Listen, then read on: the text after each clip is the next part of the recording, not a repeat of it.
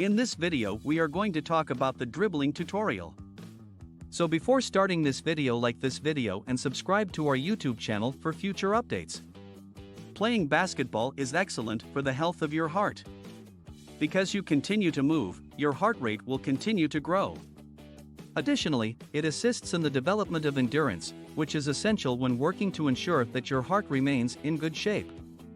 You will have a lesser chance of having a stroke or developing heart disease later in life as a result of this. Playing basketball is a great way to work out your whole body because it requires you to move your whole body. Because of this, the development of lean muscle is aided. It can assist in the development of the muscles in your lower back, neck, deltoids, traps, and core. Additionally, it improves the strength of your legs, and the motions of the game, like as shooting and dribbling, assist to improve the strength of your arms, hand muscles, and wrist flexors. Basketball may be a game that moves quickly and calls for a lot of physical skills, but it is also a cognitive game that demands you to think quickly on your feet and react appropriately to changing situations. It is necessary for you to have a high level of concentration in order to accurately and rapidly comprehend the action taking place on the court and to come to conclusions that are beneficial when dealing with the ball. It also demands you to develop yourself so that you can continually observe your opponents and colleagues and make snap decisions depending on what you observe from them. When playing basketball, just as with other sports, there are a set of rules that must be adhered to at all times. If you violate these guidelines, there is a possibility that there will be sanctions imposed not just on you but also on your team. It motivates you to be more fair and competitive at the same time, which helps you develop the key skill of self-discipline, which it helps you grow. In addition to this, it helps to keep your mind alert and concentrated. Basketball is one of the most entertaining games in the world to both play and watch as a result of the fast-paced activity that is included in the game. The fact that it offers a wide variety of advantages is an extremely desirable feature. It should come as no surprise that the President of the United States has made it a regular part of his exercise routine to keep himself mentally and physically fit.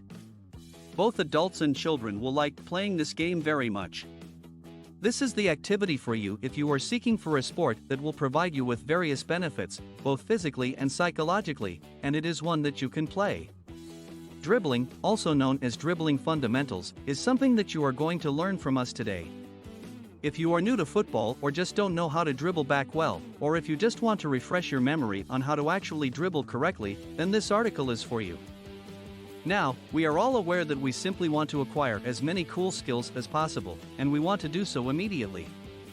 But the thing is, you shouldn't start practicing those skills until you know, understand, and have mastered the fundamentals of dribbling first. You shouldn't start practicing those skills until you know.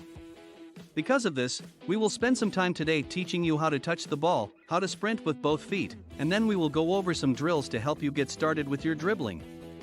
Therefore, the first essential skill to acquire is your touch, and we want you to grow accustomed to using the outside of your foot when you touch the ball. Now, in order to be a little bit more flexible over the long run, you are going to want to use the inside of your foot in addition to the outside of your foot. To begin, however, we are aware that the vast majority of individuals, when they are first learning how to dribble, use the inside of their foot, which is a technique that is not particularly productive. Therefore, you should use the outside of your foot to achieve a somewhat more natural feeling. In addition to this, it enhances our speed and nimbleness. Because keeping an eye on it keeps us alert by nature. And that's a significant point.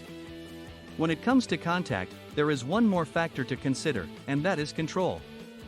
To what distance do you attempt to throw the ball away from your body? Keeping a tight eye on it is obviously important.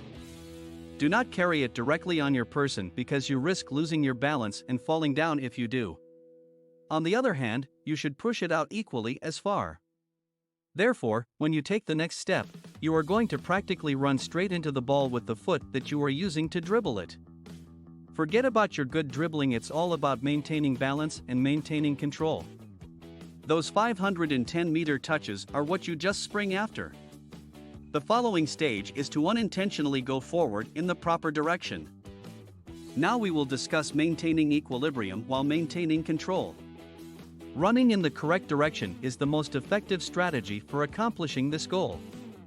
Therefore, we want you to bring your knees up to your chest, get up onto your toes, and try your best not to run with your heel firmly planted on the ground. Because staying on your toes makes you slightly more able to react, which in turn makes you more nimble and enables you to alter course really rapidly in the event that you are confronted with a difficulty. When you run, you should take a great number of smaller steps as opposed to a smaller number of larger ones. This is an additional aspect of running that is very important. The explanation for this is that once you lift one foot off the ground, you lose all ability to move or act in any way. Instead, you should run with a lot of short steps. If a competitor comes in and jerks around trying to take your ball, you should be able to shift direction abruptly so that you are running on your toes with small steps. This is the method to move forward. Or, if you have time for one more question, just promise me that when you begin practicing, you will use both your strong foot and your weak foot. If you are able to use both feet, you have the ability to get around the defender in either direction. And they won't have an idea how to stop you when you do it. When you do go out to practice, it is imperative that you begin at a pace that you are able to maintain for the duration of the session. In most cases, it is going to be a little bit slower than you actually think it is going to be. Because we want you to feel confident that you have your balance and that you are in charge of the situation, we want to offer you that confidence. We also want to make sure that you are able to concentrate on obtaining the proper technique. Therefore, we want you to begin by performing drills that teach you how to use both feet while changing directions. Therefore, you can begin with 2 cones here, and as you move in between them, you should alternate which foot you're using each time. You can also practice this drill, in which you have a few cones and essentially switch your foot every time you go through one of the cones. This will really prepare you for changing direction in a very, very confined space. And as a last exercise, you will participate in a 6-act drill in which you will be asked to alter your speed each time you go around a cone. Therefore, slowly, quickly, slowly, quickly. Also, take things at your own pace to begin with, and go slowly at first. Once you feel comfortable, you can gradually pick up the pace. When you have reached the point where you are confident with these topics, it is very crucial that you continue to build and improve upon what you have just learned here today. It takes a lot of practice to get truly good at dribbling the ball. So be patient. Try not to give up. And we can guarantee that you will be successful in the long run and enjoy the fruits of your labor. What do you think about this video? Do let us know down in the comments section below. If you enjoyed this video and want to hear from us again, be sure to hit that subscribe button before you go.